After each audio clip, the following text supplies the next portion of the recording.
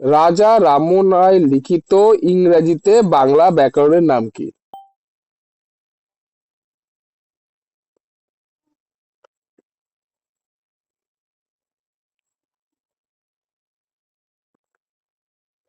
তাহলে কৈমুদিটা কি একটু বলেন আমাকে।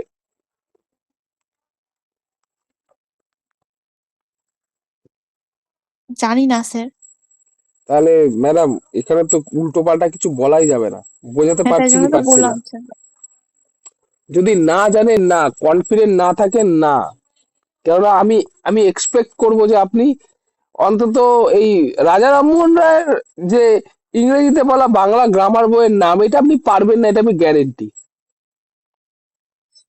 তার কারণ একটাই, আমি কোশ্চেনটা আপনাকে দিয়ে দেখতে চাইলাম যে আপনি কি অ্যান্সারটা করেন। সেটা কিন্তু কনফিউজ করছেন কেন? তার ফার্স্ট কারণ হচ্ছে আপনি আমাকে জিজ্ঞেস করলেন যে কি কৈমুদি হবে, 1 নম্বর। 2 নম্বর, আমি কি কোশ্চেন করেছিলাম সেটাই ভুলে গেছিলাম। বুঝতে পারলাম ম্যাডাম? হুম সিম্পল স্যার। ওয়ার্ড, যত যত কমে ছাড়া যায়। আপনি যদি সুযোগ দেন না, তাহলে ওরাও কিন্তু সুযোগ দেওয়ার অপেক্ষায় থাকবে। বুঝতে পারলাম? হ্যাঁ। আচ্ছা, পাট্টিকা আর অনুপাট্টিকা এটা একটু বলেন তো ম্যাডাম। পাট্টিকা কি আর অনুপাট্টিকা কি? স্যার, পাট্টিকা হচ্ছে লেসন প্ল্যান। পাট্টিকার একটা অংশ হচ্ছে অনুপাট্টিকা। পাট্টিকা কোনো পাট্টিকা হচ্ছে কোনো একটা আহ উম, পাঠদানের পূর্বে যে প্রস্তুতি, শিক্ষার্থীদের কিভাবে শেখানো হবে এবং সময় ব্যবস্থাপনার যে এবং মূল্যায়ন পদ্ধতি সমস্তটা নিয়ে যেই পূর্ব পরিকল্পনা, সেটাকে বলবো পাট্টিকা। পাট্টিকারই দুটো অংশ, একটা হচ্ছে অনুপাট্টিকা আর একটা হচ্ছে ব্যপ্ত পাট্টিকা। তাই আমরা বলতে পারি অনুপাট্টিকা হচ্ছে পাট্টিকারই একটি অংশ। আচ্ছা, পাট্টিকা আর অনুপাট্টিকা, আমি যদি বলি অনুপাট্টিকা হচ্ছে মাইক্রো টিচিং আর পাট্টিকা ম্যাক্রো টিচিং, ভুল বলছি? হ্যাঁ, না স্যার। পাট্টিকা হচ্ছে লেসন প্ল্যান, আর অনুপাট্টিকা ওটা ঠিকই আছে। ওটা হচ্ছে মাইক্রো লেসন প্ল্যান। আর ম্যাক্রো লেসন প্ল্যান যেটা বলছেন ওটা হচ্ছে ব্যাপ্ত পাট্টিকা।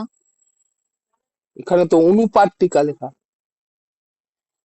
হ্যাঁ, অনুপাট্টিকা হচ্ছে মাইক্রো। আচ্ছা, মানে অনুশিক্ষণ, তাই তো? হ্যাঁ, অনুশিক্ষণ। আচ্ছা, এই পাঠ আর ওটা ব্যাপ্ত। পরিকল্পনার উৎস,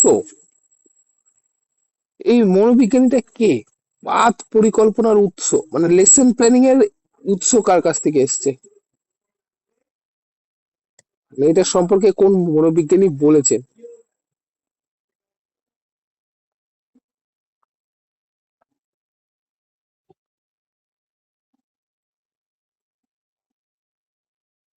প্র্যাকটিক্যালটাও বলবেন, থিওরিটাও বলবেন।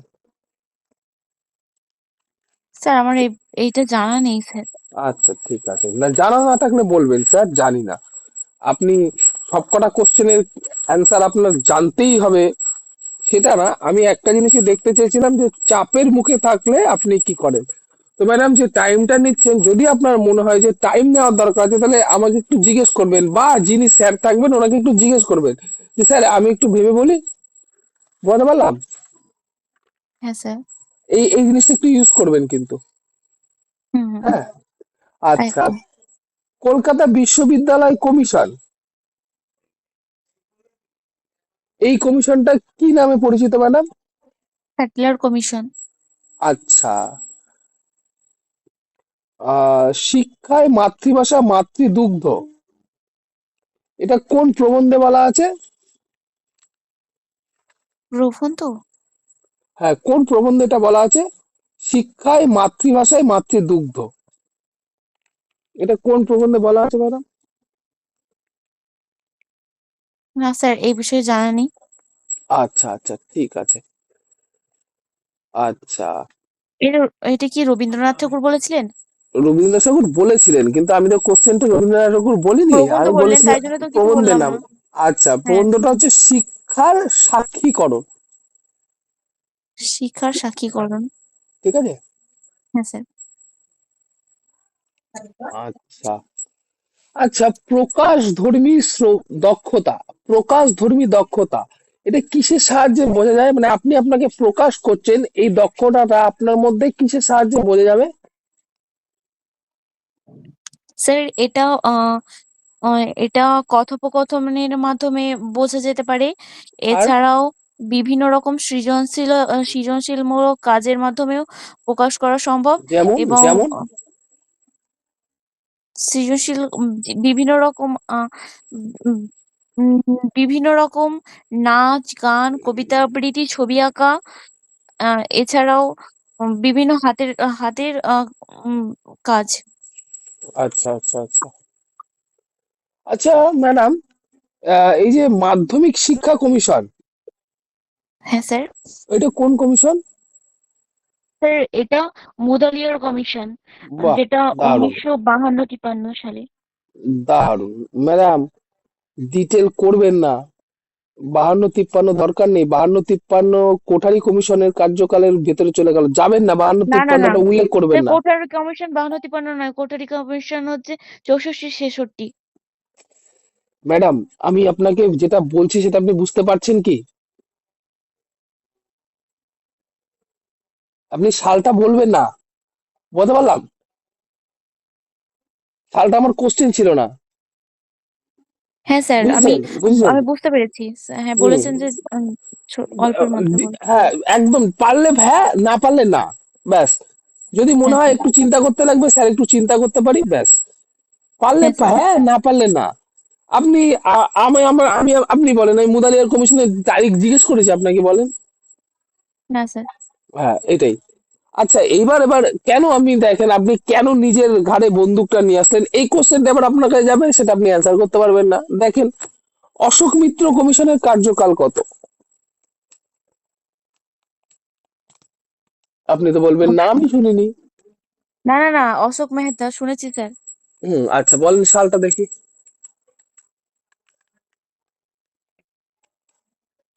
বলেন। আহ,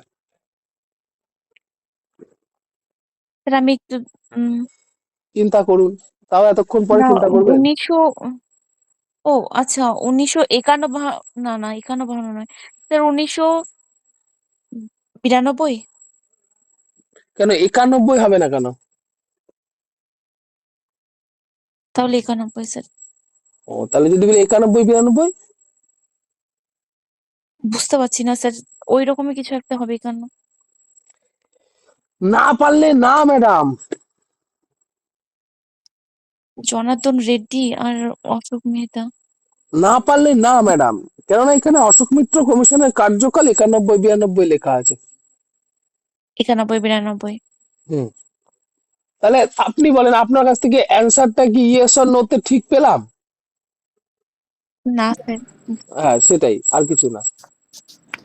আচ্ছা, একটু আগে আপনাকে জিজ্ঞেস করেছিলাম যে মিমেসিস কথাটা জিজ্ঞেস করেছিলাম, বলেছিলাম অ্যান্সার। হ্যাঁ স্যার। হ্যাঁ। না না, উত্তর বলেননি। আচ্ছা, শ্যামল, মিমেসিস এই কথাটার কি অর্থ গো? কি স্যার? মিমেসিস, মিমেসিস কথাটার অর্থ কি?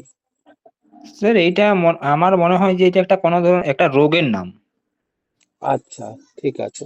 মিমেসিস এর অর্থ হচ্ছে অনুকরণ, ঠিক আছে। আচ্ছা আচ্ছা, আর এটা গ্রিক থেকে নেওয়া হয়েছে, বুঝলে তো, গ্রিক দেশে থেকে।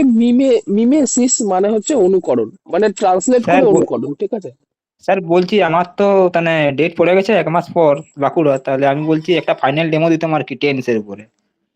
হ্যাঁ, তা দেবো, নেবো তো, নেবো না বলিনি তো, কিন্তু তোমার আগে তো নদীয়ার আছে বাকি। তো তুমি তো 1 মাস পরে, নদীয়া তো 10 তারিখে। তা তুমি ঘাবড়াচ্ছ কেন? হ্যাঁ তোমার ডেমো আমি ছেড়ে দেবো। তুমি হ্যাঁ বাড়িতে স্যার, তাহলে প্র্যাকটিস করো, প্র্যাকটিস করো। তুমি স্যার টেন্সই প্র্যাকটিস শুধু করছি করে তাও। যাবে, আর অন্য কিছু করবে না? না না স্যার, তাহলে এমন ভাবে অঙ্ক ইংরেজি করেছি যাতে তাহলে যাই দুক সব পারবো। হ্যাঁ, তাহলে এরকম বাহ। প্রিপারেশন রাখো, তাহলে হবে। যাই দেবে তাই করব। আর ম্যাডাম, এরপর আপনি স্যার তো অডিয়েন্স। পরিবেশটা একটু অসুবিধা আছে আর কি, পরিবেশে দিয়ে দিলে তাহলে এত চট করে পারবো না। কি পরিবেশে কি তুমি দেবে? শ্যামল দাদা, তুমি সায়েন্সের? না না, আমি আর্টস স্টুডেন্ট। আচ্ছা। কিন্তু তাও তো মানে অঙ্ক আর ইংরেজি সব পেরে যাবো বলছো, এই জন্য বললাম। হ্যাঁ, অঙ্ক কেন আর ম্যাডাম ইংরেজি তো পারবে পারবো। না না, একটা মিনিট একটা মিনিট, আপনি বা পারবেন না কেন, এটা হতাশ কেন? না না আপনার স্যার, মানে 2 মাস ধরে করাচ্ছি, ও পারবে পারবে বলছে, আপনি পারবেন না, পারবেন না, না না কনফিডেন্স স্যার, রাখতে আমি হবে জিজ্ঞেস ম্যাডাম। স্যার আমি জিজ্ঞেস করলাম শুধু সায়েন্সের কিনা, আমি তো বলেছি, আমি তো কিছুই বললাম না। আরে না এই না তো বললেন সব পারবো সব পারবো না, এই মাত্র তো বললে।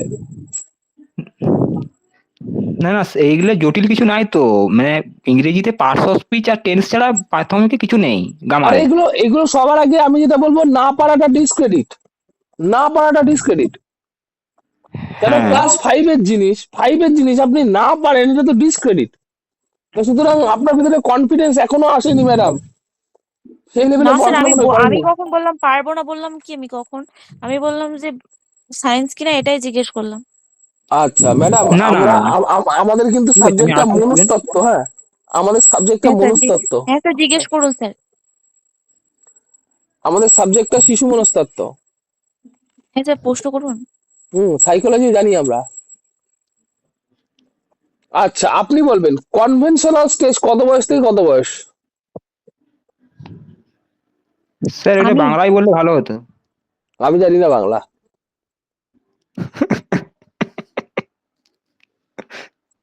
স্যার, স্যার আমি বলবো। আপনাকে জিজ্ঞেস করা হয়েছে।